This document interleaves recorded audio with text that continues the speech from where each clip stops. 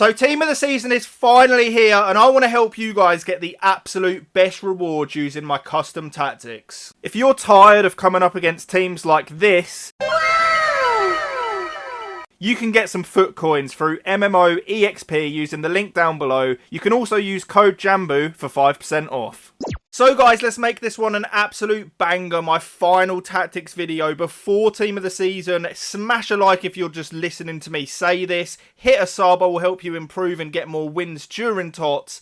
And let's get into this, man. It is my full custom tactics, so all 4 custom tactics that I use, I'm going to be showing you guys. You can get these all set up, get the most wins, and enjoy those tasty team of the season rewards. Right, so let's get straight into it. I've done a couple of videos on this absolutely disgraceful formation. If you want more in depth on this, I showed you some gameplay of the 5-4-1. You can go and check out my previous video on my channel. This formation is an absolute must. You're going to be coming up against this a lot during the team of the season weekends, and it's very important that you, if you can't beat them, join them. You know, that sort of attitude towards it. You can see here we have got balance, 35 on the width, 65 on the depth, balance, direct passing, 40 width, 6 players in the box, 1 on the corners and free kicks, and that is how I set it up. It's very important in this formation to have wing backs that are going to be able to contribute in the attack. If you don't have them, you can't use this formation to its full broken potential, so keep that in mind. I like to have a left footer at left mid and a right footer on the right mid for those Trivela shots as well. If you green time those, they can absolutely fly into the back of the net, and it is pretty overpowered and also satisfying to score them. For the centre mids, I just like having box to box. I don't feel like you need an out and out DM. You know, we've already got 5 defenders. The way this formation plays means you defend in a 5-back, but also attack with like 7 players. So mind-bogglingly, disgracefully overpowered. But listen, that is what we're here to try and do, win games. So we've got balanced and overlap on both of the wing backs. We've got cut inside and getting behind on the wide players. Just cover centre on the middle 2 centre mids. And then on the striker, I have stay central and getting behind. It's a little bit of a focal point, I guess, in attack, where you're just going to be able to give him the ball and then progress back to your midfielders. This formation's really good for counter-attacking. You're going to be able to soak up pressure in your Foot Champs games, hit your opponent on the counter, and trust me, defending in this formation, it's probably never been easier. It is, you just have so many players back, it is crazy. Okay, so next up we have the 3-4-2-1, which in some ways is pretty similar to the 5-4-1.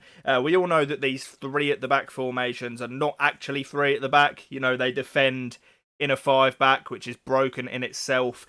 The thing with formations this year, especially like the 5-4-1, 3-4-2-1, is whether you're defending or attacking, like it changes based on what you're doing. So in a 3-back, you can defend in a 5-back, but then attack with 7. That's what makes these formations so overpowered. But you can see we've got balance 50, 55. You guys can see it. Balance, direct passing 50. Nothing, you know, too spectacular going on. What does make this particular setup is the instruction. So you can see this is how I have mine lined up. Maybe worth me actually putting Munier out on that left mid spot for the 5-star, 5-star, but it's not too important. You know, he's a great centre-back. Obviously in this formation, the idea is to overload your opponent's defence with countless amounts of attackers. You've got a striker, 2 left and right forwards, which is basically 2 extra strikers anyway, and then 2 wide players, which are also going to make runs in behind. For the instructions, stay central, get in behind, and stay forward on all 3 of the strikers, we'll just call them. They're not right forward and left forwards, they are strikers. We have come back, stay wide, and get in behind on the left mid and the right mid. You're going to defend in a 5-back, and when I say a 5-back, it is literally a flat line of 5 defenders. As simple as that. It is not a 3-back. You defend it in a 5, but then what's broken is when you're attacking, this left and right mid are just extra full-on attackers. You don't get enough stamina drain, or any stamina drain for that matter. They can just bomb up and down the wing the whole game without any punishment. And that is what breaks these formations. So your opponent's going to have a super hard time breaking you down, and you're going to have a super easy time in attack because you're going to have countless options. We've just got cover centre again on the centre mid, same as the 5-4-1. And then, of course, stay back while attacking on all of the centre-backs is important. The last thing you want is them running up and, you know, messing up your attack and leaving spaces at the back. I've got a 4-2-2 here. This formation is still okay. It's sort of been pushed out by the fact that these other 5 and 3 back formations have come to light and taken the game over. However, you know, if things just aren't clicking and I need a little bit of a change, I will switch to this. It's a press after possession loss, so if I'm a goal or two down quite early on, I'll go to this and try and get at my opponent. You can see we've got 72 on the depth. That is going to give us the auto offside traps, direct passing, 55 on the width, 7 players in the box and 3 on the corners and free kicks. That is how I line it up. Again, a left footer, you know, at the left cam, a right footer at the right cam. You've got 2 strikers. If you can have those as 5-star skillers, that is absolutely ideal. Like Griezmann is perfect for it. I like the little passing triangles you get in this formation. You see there between the CDM striker and either of the wide cams, you've got these nice little 1-2 passing triangles. And this formation overall is very balanced. I think it's super underrated. You've got 2 CDMs, 2 cams, 2 strikers, and a flat back 4. You can attack and defend well in it, but I really like it for the attacking aspect. We've got stay central, get in behind and stay forward. Just balanced on the outside cams. I don't think you need to do much with those at all. They just provide like an out ball. They sort of tuck in a little bit when you're in and around your opponent's box as well. 2 CDMs. If you struggle with your defending, you can set these to stay back. However, I feel like it limits the attack massively. I just like to have mine on balance, cover centre, and I think that works super well.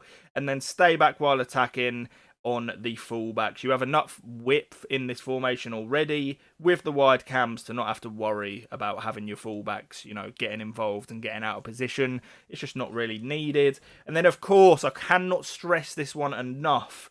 You need an all-out constant pressure tactic. These guys in champs, especially during TOTS, they're going to be ruthless. They're going to show no mercy, and they're going to be rats. I promise you. So you need to be prepared to have one of these tactics. I go the 3-4-2-1 purely just because look how attacking that looks. You know, just on the preview, you have so many players forward.